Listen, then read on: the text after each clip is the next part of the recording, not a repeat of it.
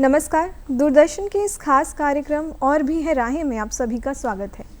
ये कार्यक्रम उन स्टूडेंट्स और उन दर्शकों के लिए एक ज़रिया है जिन्हें अपने लाइफ में करियर आगे बढ़ाने के लिए और एक सही डिसीजन लेने के लिए एक मार्गदर्शन की ज़रूरत है। और इसी क्रम में आज हमारे साथ हमारे स्टूडियो में मौजूद है हमारी एक्सपर्ट, रांची वुमेंस कॉलेज से बायोलॉजी डिपार्टमेंट की असिस्टेंट प्रोफेसर और झारखंड पोल्यूशन कंट्रोल बोर्ड की एक्स मेंबर डॉक्टर हेम श्रीवास्तव जी, जिनसे हम बात करेंगे एनवायरमेंटल साइंस स्टडी पर और जानेंगे कि इसे पढ़ने से, इस सब्जेक्ट को लेने से, ऑप्ट करने से क्या लाइफ में करियर अपॉर्चुनिटीज़ हो सकती हैं। तो सबसे पहले डॉक्टर, मैं आपका हमारे इस खास कार्यक्रम में स्वागत करना चाहूँगी। आपका बहुत बहुत स्वागत है। धन्यवाद जी। मैं चाहूँगी कि आप हमारे दर्शकों को बताएं कि एनवायरमेंटल साइंस यानी कि पर्यावरण विज्ञान क्या है। पर्यावरण का अर्थ है परिआवरण, मतलब चारों तरफ का वातावरण। हमारे चारों ओर क्या है, खाली मनुष्य ही नहीं और हम ही नहीं, जितने भी लिविंग ऑर्गेनिज्म हैं, जीव जंतु पेड़ पौधे हैं, सब अकेले नहीं हैं। सबके इर्द गिर्द बहुत कुछ है। हम देखें तो सबके चारों ओर हवा है, पानी है, मिट्टी है, गहराई है, आसमान है और बहुत सारे और पेड़ पौधे और जीव जंतु हैं, एनिमल्स हैं, प्रोटिस्ट हैं, बहुत कुछ हैं जिनके बीच में वह रहता है। तो जब हम पर्यावरण की बात कहते हैं, इसका मतलब है कि हमारे इर्द गिर्द जो वातावरण है, हम उससे जुड़े हुए हैं। वे हम पर असर डालते हैं और हम उन पर असर डालते हैं। वे हमसे हैं और हम उनसे हैं। तो हम दोनों में कहीं ना कहीं कोई संबंध है। हम जिनसे घिरे हुए हैं वो हमसे जुड़े हुए भी हैं और ये इंटरेक्शन दोनों तरफ का है। एक तरह का ये सिम्बायोटिक रिलेशन है। तो इसी रिलेशनशिप को हम पर्यावरण विज्ञान के तहत समझते और पढ़ते हैं। तो ये दोनों ही हैं, हम और हमारे इर्द गिर्द। जी, मतलब एनवायरमेंटल साइंस पढ़ के हम पर्यावरण को समझ सकते हैं ये ऑप्ट करने से। तो मैम, ये वोकेशनल कोर्स होता है?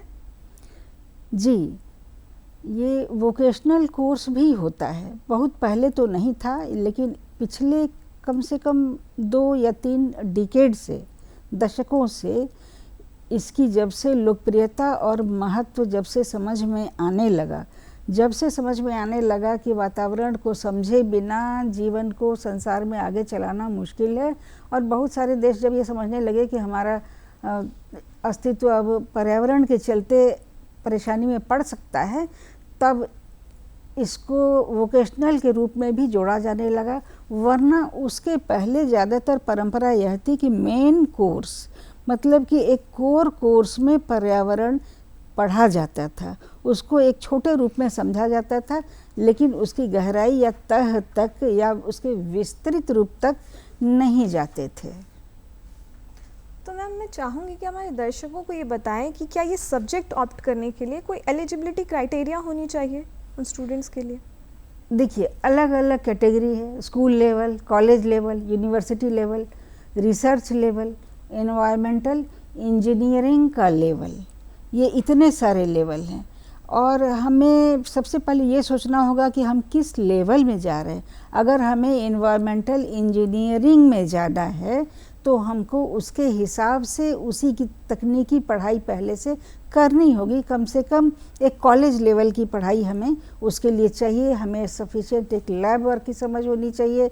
हमारी जो साइंटिफिक स्किल्स है, फिज़िकल और मैथमेटिकल स्किल्स, वो सब भी होनी चाहिए। तब हम उस इंजीनियरिंग लेवल के लायक होंगे। वरना अगर यूनिवर्सिटी कोर्सेज़ में अगर पढ़ना है, आपको ग्रेजुएशन या एमएससी में पढ़ना है, तो उसके लिए आपको उसी हिसाब से जो उसका बेसिक्स है वो जानना होगा। बहुत सारे यूनिवर्सिटीज़ इसके लिए एंट्रेंस एग्जामिनेशन भी लेते हैं जी। तो जिनके ग्रेजुएशन लेवल की समझ होगी वे यूनिवर्सिटी में एडमिशन लेते हैं और उसको लेकर के आगे बढ़ते हैं। तो अलग अलग कैटेगरी है और हर कैटेगरी का अपना अपना क्राइटेरिया है। जी। तो मैम, इस सब्जेक्ट में, ये तो बहुत ब्रॉड सब्जेक्ट है एक तरह से, तो इसके सिलेबस क्या हो सकते हैं, क्या होते हैं? जी, यह सब्जेक्ट बहुत ही ब्रॉड है, बहुत विस्तृत है। सुनने में लगता है कि पर्यावरण मतलब चारों जो कुछ है चारों ओर उसको देखा तो पर्यावरण हो गया, लेकिन ऐसा नहीं है। पर्यावरण में हम सबसे पहले हम चलिए मिट्टी से शुरू करते हैं जी। मिट्टी से। तो मिट्टी से ही सब जितना भी लिविंग कंस्ट्रक्शंस हैं, जो कुछ भी बन रहा है, नए शरीर जो बन रहे हैं, वे मिट्टी से ही आ रहे हैं। तो इसलिए मिट्टी की रचना से लेकर, मिट्टी के प्रकार से लेकर के, मिट्टी के फंक्शंस, अलग अलग जगहों की मिट्टी, क्वालिटी, क्वांटिटी, और किस किस मिट्टी में कैसे कैसे प्राणी, कैसे कैसे पौधे पनपते हैं, मिट्टी का गहराई से अध्ययन होता है। तो ये हुआ मिट्टी का। और मिट्टी का केमिकल एनालिसिस भी, किस मिट्टी में क्या क्या हो सकता है, कौन से माइक्रोब रह सकते हैं, कौन से बैक्टीरिया रह सकते हैं, आदमी के लिए कौन सी मिट्टी सुटेबल है, और कैसी कैसी मिट्टी में आदमी के लिए भी रहना मुश्किल है। तो ये भी एक बात है। मिट्टी के बाद आती है हवा। तो हवा में, हवा के इंग्रेडिएंट्स को हम जानते हैं, बहुत सारे इंग्रेडिएंट्स हैं, और सारी दुनिया में ये फ्लक्चुएट करते हैं, बदलते रहते हैं। हर जगह एक जैसा हवा की रचना नहीं है जी, वो बदलाव होते ही रहेगा। तो हवा भी उसी ढंग से प्रभाव डालती है। हवा की रचना अगर बढ़िया है, हमारे अनुकूल है, तो जीवन बढ़िया है। तो ये हवा का अध्ययन ये एक अलग उसका एस्पेक्ट है। फिर आता है पानी, ये हाइड्रोलॉजी। तो ये पानी का महत्व बताने की जरूरत तो है नहीं। पानी तो बेशक सबके जीवन में एक We important come to know role. the worth of water when the well is dry। तो पानी कहाँ है, कैसा है, कैसे सर्कुलेट करता है, कहाँ से कहाँ पानी जाता है, कहाँ से वो भाप बन के बादल बनता है, बारिश होती है, फिर उसके बाद वो बरस जाता है, फिर कहाँ ग्लेशियर है, कहाँ टापू है, कहाँ हिमनद है, कहाँ तालाब है, कहाँ कुएं हैं, कहाँ अंडरग्राउंड वाटर भूमिगत जल है, कहाँ समुद्र है, कहाँ नदियाँ हैं, कहाँ धाराएं हैं, कहाँ झरने हैं, कहाँ झीलें हैं। तो पानी के अध्ययन में सब कुछ आता है। कैसे कैसे पानी में कौन कौन से बायोटा है, कौन कौन से मतलब कि प्राणी हैं, पौधे हो सकते हैं, कहाँ बढ़ सकते हैं, कहाँ के पानी में कौन से पौधे होंगे, कहाँ वो डिमिनिश होंगे, घट जाएंगे। तो इसलिए पानी का अध्ययन भी बहुत ही विस्तृत अध्ययन है। इसके बाद आता है अगल बगल के लिविंग क्रिएचर्स, जितने लिविंग है क्रिएचर है, जंगल है, मिट्टी के अंदर रहने वाले छोटे छोटे सूक्ष्म जीव हैं, हवा में रहने वाले जीव हैं, पेड़ पर रहने वाले जीव हैं, घोंसले में रहने वाले, गुफाओं में रहने वाले, गहराइयों में रहने वाले, सागर की तलहटी में रहने वाले, हर प्रकार के जीव जंतुओं का अध्ययन भी इसका एक हिस्सा है। उसके अलावा बहुत सारे केमिकल्स हैं, कार्बन, फास्फोरस, नाइट्रोजन, और भी बहुत सल्फर, वाटर, बहुत तरह के केमिकल इंग्रेडिएंट्स हैं जिनका सर्कुलेशन होता रहता है। ये साइक्लिक फॉर्म को भी स्टडी किया जाता है, कौन किस रूप में परिवर्तित हुआ और कहाँ गया, कहाँ से खर्च हुआ, और कहाँ से जीव जंतुओं की मृत्यु के बाद वो वापस परिवेश में लौटा, इसको हम पढ़ते हैं। ये भी बहुत ही इम्पोर्टेंट हिस्सा है। उसके बाद आता है फॉरेस्ट्री जी, वन। तो इसके महत्व का तो कहना ही नहीं है। दुनिया में कम से कम 33% वन होने चाहिए एरिया पर कि हम ठीक से सांस ले सकें। जी बिल्कुल। तो वनों से न केवल हमें हवा मिलती है, बल्कि तपिश को भी ये संभालते हैं। ये हवा के मॉइस्चर कंटेंट यानी कि आर्द्रता को भी संभालते हैं, बैलेंस करते हैं। पानी को भी संभालते हैं। आप देखिए कि जहाँ वन कम है वहाँ बाढ़ें अनकंट्रोल हो जाती हैं, जहाँ वन कम है वहाँ भूकंप का भी असर ज़्यादा हो जाता है, जहाँ वन कम है वहाँ पर वाइल्ड लाइफ हमें परेशान करने लग जाते हैं जी। जहाँ वन कम है वहाँ पर धूप की तपिश इतनी ज़्यादा है कि चट्टानें क्रैक करने लगती हैं, मकान तप जाते हैं, रहना मुश्किल हो जाता है, मौसम बदल जाता है। तो ये हुए वन। वन के बाद बहुत सारी प्रक्रियाएं हैं, जैसे बाढ़, इनको भी हम स्टडी करते हैं। नेचुरल डिजास्टर, बहुत सारी घटनाएं होती रहती है प्रकृति में, आंधी तूफान। आजकल तो आंधियों का युग है, एक से एक आंधियों के नाम पता चल जाएंगे, कभी कुछ आ ही रहे हैं। तो ये भी एक प्रक्रिया है जी। और भूकंप, सिस्मोलॉजी, ये भी एक एस्पेक्ट है, ये भी पर्यावरण विज्ञान में ही आता है। जी, मतलब इन्वायरमेंट के साथ मतलब कैसे डिसबैलेंस या उसके रूट कॉज को कैसे पढ़ा जा सकता है, ये है एग्जैक्ट कोर्स। बिल्कुल। हाँ। तो मैम इस कोर्स की अवधि कितने साल तक की होती है? देखिए, अलग अलग संस्थान और अलग अलग ग्रेड में हम आते हैं। अगर हम स्नातक स्तर की बात करें जी, स्नातक स्तर की बात करते हैं तो पर्यावरण विज्ञान हम 3 साल तक का पढ़ते हैं। जी।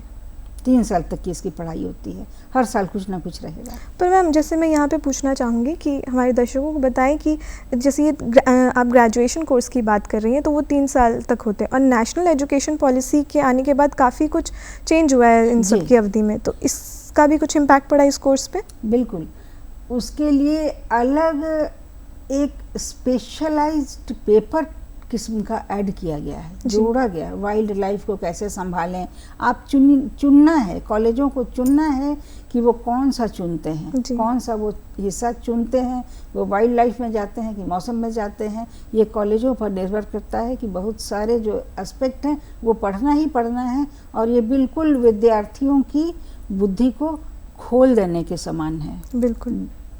पर्यावरण का मतलब जो समझते थे कि खाली मिट्टी पानी हवा थोड़ा बहुत है, अब वो सोचते हैं कि नहीं, वाइल्ड लाइफ कंजर्वेशन क्या है।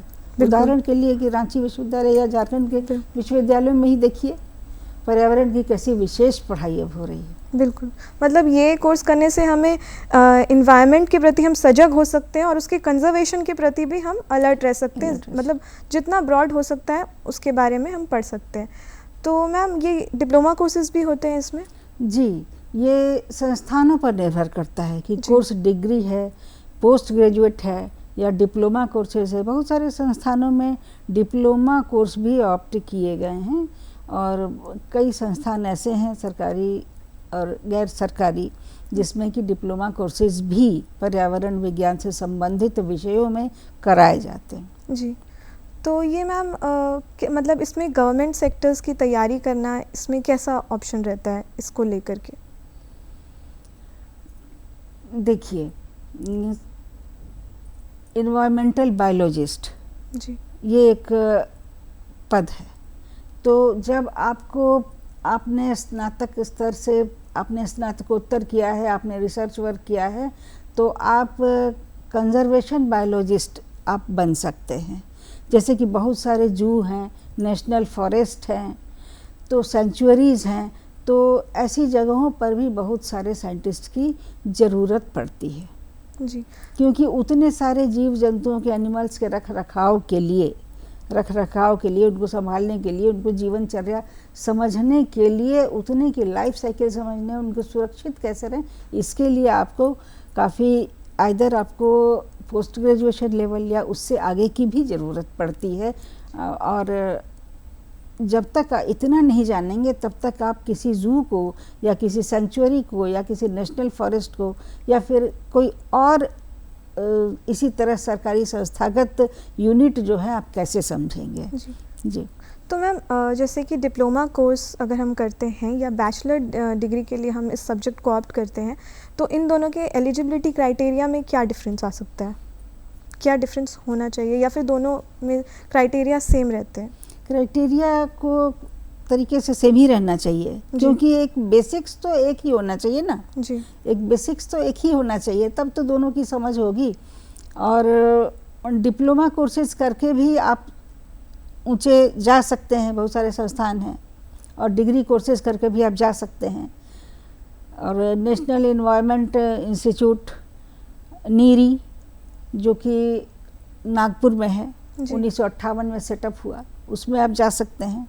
तो मैम ये डिफरेंस क्यों है? डिप्लोमा कोर्स हम क्यों करेंगे या फिर ग्रेजुएट हम कोर्स क्यों करें, ग्रेजुएशन इससे क्यों करेंगे, इसमें क्या डिफरेंस है? देखिए, ग्रेजुएशन में हम करते हैं एक सामान्य समझ के लिए जी, कि वो एक होना ही चाहिए। हमारा ग्रेजुएशन का जो पाठ्यक्रम है, हमको वो उसकी एक समझ होनी ही चाहिए। और डिप्लोमा कोर्स करते हैं इसलिए कि हम उसको लेकर के किसी लाइन में आगे बढ़े। जी। और 11th-12th में मतलब किस सब्जेक्ट में ज़्यादा फोकस होना चाहिए कि आगे चल के अगर स्टूडेंट्स इस सब्जेक्ट को ऑप्ट करते हैं तो उन्हें इससे प्रॉब्लम ना हो, इससे समझने में? 11-12 में जितने सारे फीचर्स हमने डिस्कस किए, जितनी बातें की, जितनी घटनाएं होती हैं, उन घटनाओं के बारे में कोर्स में डाला जाना चाहिए। इतनी बाढ़ें आ रही हैं, आप चीन की बाढ़ देखिए, पाकिस्तान की बाढ़ देखिए, तो या फिर जंगल में जिस तरह से आग लगती है, अब जिस तरह से आग लगी हो रही है, पिछले समय में अमेरिका में बड़े बड़े अग्निकांड जंगल के देखने को मिले। कुछ ही साल पहले ऑस्ट्रेलिया में बहुत बड़ा अग्निकांड हुआ था, बहुत बड़ा।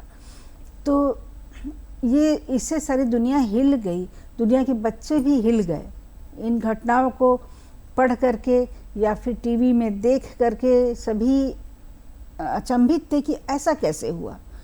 लेकिन अगर इसको बुनियादी तौर पर स्कूल के पाठ्यक्रम में डालें, 10वीं 11वीं और 12वीं में डाला जाए, तब उनको पर्यावरण ही नहीं, पर्यावरण के जितने हिस्से हैं सबका बैलेंस समझ में आएगा और बैलेंस की ज़रूरत समझ में आएगी। तो सारी घटनाएं जो है, जो घट रही हैं, जो कि अनटूवर्ड हैं, जो कि मानवता के लिए प्रतिकूल हैं जी, जिनको नहीं होना चाहिए।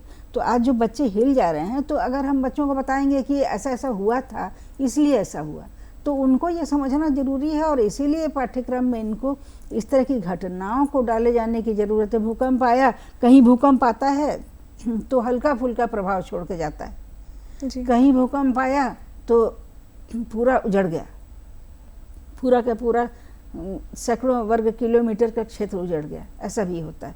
कहीं सुनामी आई तो कुछ नहीं हुआ, कहीं सुनामी आई, उतनी ही ऊंचाई की लहरें उठी, तो वो सुनामी जो है बहुत बड़ा डिजास्टर करके गई जी। तो बच्चे ये जानना चाहते हैं कि ऐसा क्यों हुआ।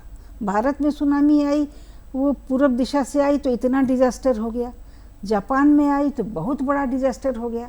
लेकिन क्या करें कि बहुत सारी जगहों पर सुनामी अगर आती है, अगर कोलंबिया में आए तो पता तक नहीं चलेगा, अफ्रीका के तटों पर आए तो उतना पता भी नहीं चलेगा।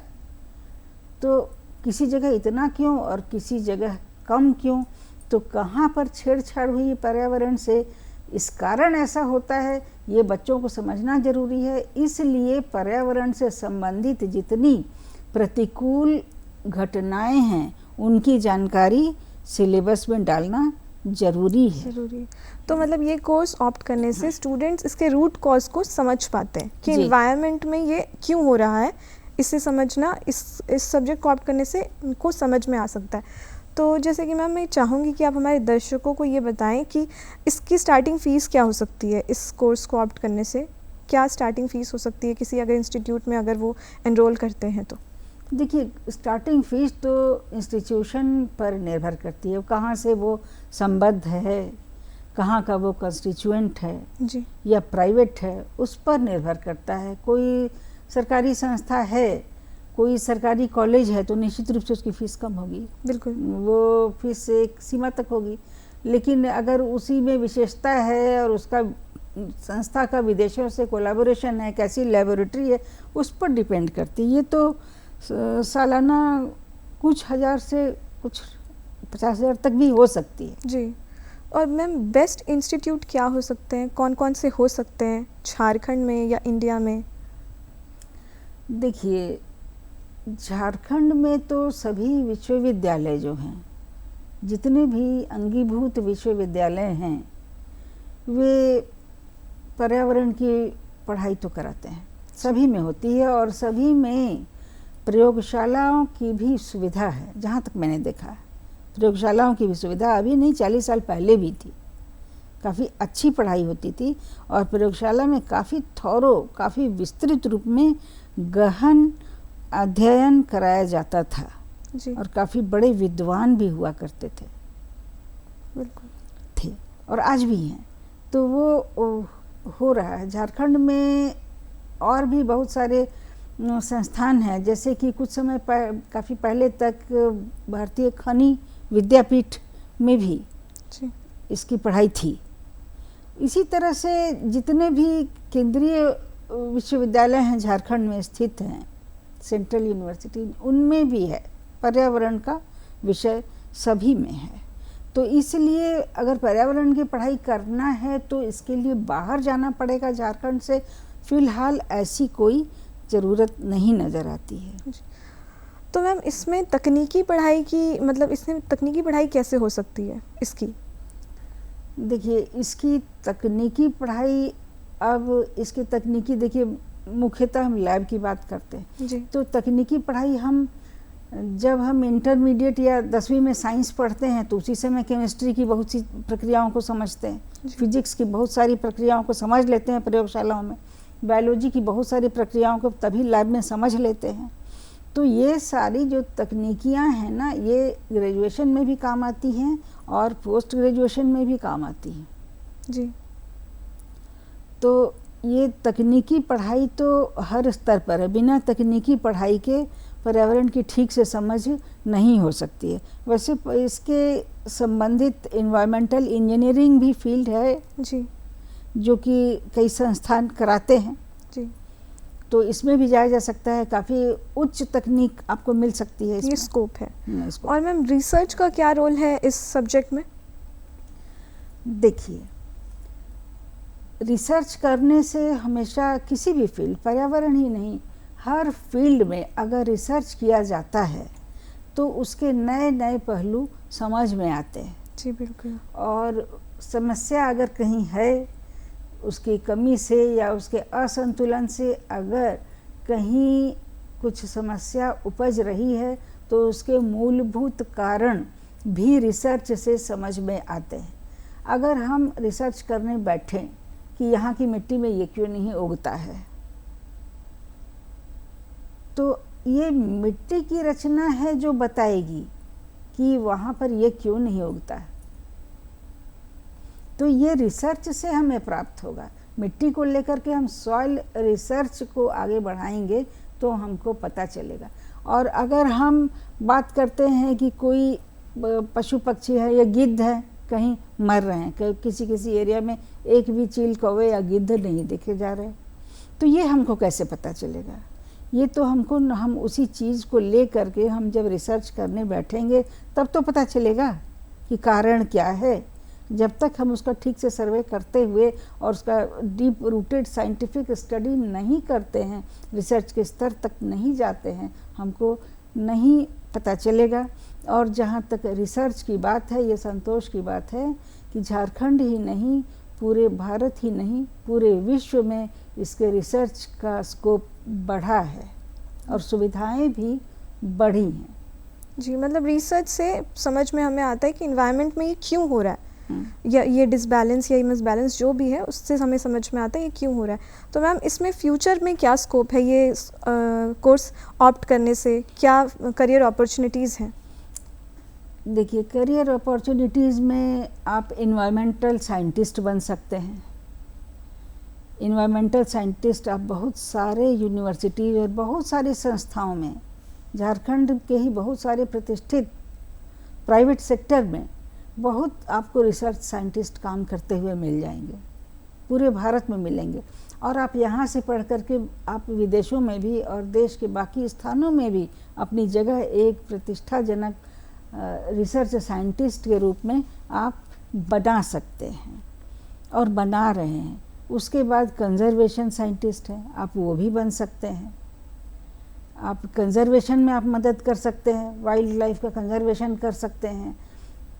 कहाँ कहाँ शेर कम है, कहाँ बाघ कम है, चीता क्यों ख़त्म हो रहा है, कैसे वापस लाएं, कौन कौन से पशु पक्षी विलुप्त हो रहे हैं उनको वापस लाएं, कहाँ की मिट्टी में सलाइनिटी बढ़ रही है, मतलब नमक बढ़ रहा है, उसको हम कम कैसे करें, ये भी पता चल सकता है।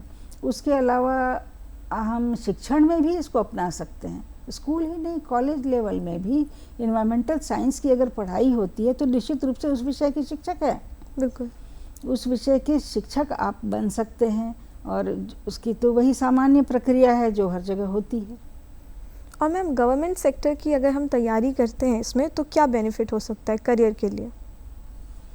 क्या जॉब प्रोफाइल्स हो सकते हैं मतलब इसमें? इसके लिए आप उसके अलग अलग हिस्सों को चुन सकते हैं। उसके जो जो अलग हिस्से हैं आपको, जैसे कि फायर का या मौसम का, मौसम वैज्ञानिक आप बन सकते हैं। अगर मौसम की विशेषता पर आपने अध्ययन किया है तो आजकल तो मौसम का ही मौसम है, पूरी दुनिया में देखिए, और बदलता मौसम है, बदलता पर्यावरण है, क्लाइमेट चेंज बहुत बड़ा विषय है। क्यों मौसम बदल रहा है, आप बारिश के बारे में जान सकते हैं। आपकी ये प्रोफाइल हो सकती है कि आप मौसम के वैज्ञानिक हो सकते हैं। आप उस क्षेत्र को लेकर के आगे बढ़ सकते हैं। आप मौसम में कहाँ गड़बड़ी है, क्यों तापक्रम में गड़बड़ी हो रही है, क्यों जाड़े बहुत ठंडे हो रहे हैं और गर्मियाँ बहुत ज़्यादा गर्म हो रही हैं, ये आप सब कुछ आप गहराई से एक मौसम वैज्ञानिक के रूप में आप स्टडी कर सकते हैं। और आपका ये जॉब प्रोफाइल आपको आपकी मनोवांछित जगह तक ले जा सकता है। उसके अलावा आप भूकंप का अगर अध्ययन करते हैं तो आप भूकंप के क्षेत्र में भूकंप शास्त्री बन सकते हैं। अगर आप जियोलॉजी पढ़ते हैं तो आप जियोलॉजिस्ट हो सकते हैं। अगर आप वनों को पढ़ते हैं, वनों को समझते हैं, जंगल के प्रोड्यूस को, जंगल कैसे कंजर्व करें, जंगल को कैसे संभालें, जंगल को कैसे ख़त्म नहीं होने दें, कैसे उसकी बायोडाइवर्सिटी और जैव विविधता को बचाए रखें, ये पढ़ते हैं तो आप फॉरेस्ट के क्षेत्र में जा सकते हैं जिसमें कि बहुत सारे पद ही पद होते हैं जी। उसके अलावा आप कंसल्टेंट बन सकते हैं। किसी न किसी से बहुत सारी संस्थाएं, सरकारी और गैर सरकारी संस्थाएं कंसल्टेंट यानी परामर्शविद रखती हैं। जी। तो मैम आपने बहुत अच्छी जानकारी दी हमारे दर्शकों को। इस जानकारी के लिए और हमारे इस कार्यक्रम में आने के लिए आपका बहुत बहुत धन्यवाद। आपका भी धन्यवाद। तो डॉक्टर हेम श्रीवास्तव जी ने हमें इन्वायरमेंटल साइंस स्टडी ऑप्ट करने से क्या इसके फ़ायदे हो सकते हैं, इसमें क्या करियर अपॉर्चुनिटीज़ हो सकती हैं, इसके बारे में हमें बताया। आशा करते हैं कि आप सभी दर्शकों को और उन स्टूडेंट्स को जिन्हें अपने लाइफ में एक डिसीजन की ज़रूरत है, एक सही मार्गदर्शन की ज़रूरत थी, एक गाइड की ज़रूरत थी, उन्हें इससे एक लाभ मिला होगा। और इसी के साथ मैं जाते जाते आपको बता दूं कि आप हमारे और भी हैं राहें और अन्य कार्यक्रमों के लिए हमारे YouTube के चैनल डीडी झारखंड पर विज़िट कर सकते हैं। साथ ही टाटा स्काई के चैनल नंबर 1145 पर भी डीडी झारखंड आसानी से उपलब्ध है। तो और भी है राहें के अगले अंक में फिर मिलेंगे आपसे किसी नए टॉपिक पर, किसी नए एक्सपर्ट के साथ। तब तक के लिए नमस्कार।